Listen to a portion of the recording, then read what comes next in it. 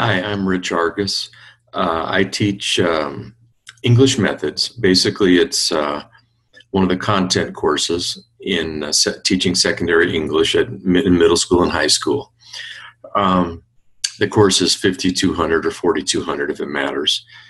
The students in my class, I would hope, learn how best to motivate and engage students in teaching English, obviously. So novels, short stories, drama, speech, technology related to all that stuff.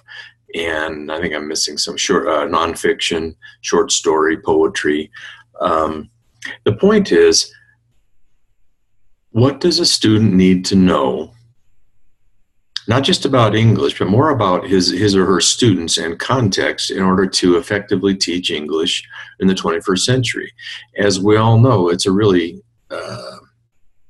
tricky deal. It's a very complex art form that we're asking teachers to do. So I ask people to understand their students, to respond to their students, hold their students to high standards as best they can.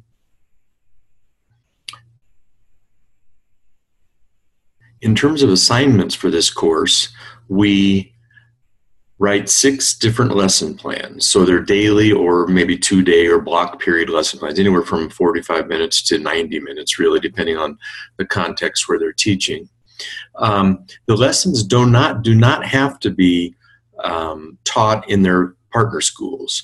They're simply lessons, to learn how to do it so that I can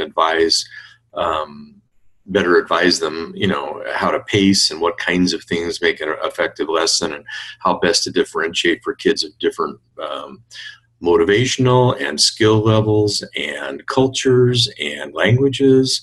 It's just a kind of a first look at how best to write a lesson. There's a lesson in how to open a novel or a unit of study. There's a lesson in how to teach poetry, how to teach drama. There's one on using, I think it's called non-textual lesson. In other words, it's basically technology. And so there's 6 lessons in total. They turn them in periodically throughout the semester. And then at the end, there's a larger unit, maybe 20 or 30 pages, which includes the context where they're teaching, the community and where they teach, the kids in the class if they're focusing on a single class, their objectives, goals, essential questions, enduring understandings, and all that stuff that goes into a 3 or 4 week unit. Mostly it's based on either a theme, for example, immigration to the United States, or it could be done on a given novel. I've had people do them on an entire unit on poetry before.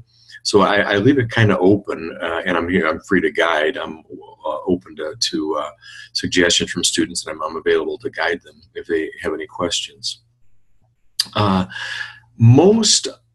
fact, in all cases, nobody has to teach anything at the site school. I think that's important to note.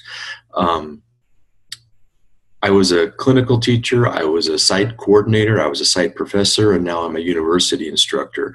So I completely understand the importance of my being really flexible so that students, I can model flexibility, but also because what I'd like to do at the university is not always what's going to work in the local schools, and I think we all realize that.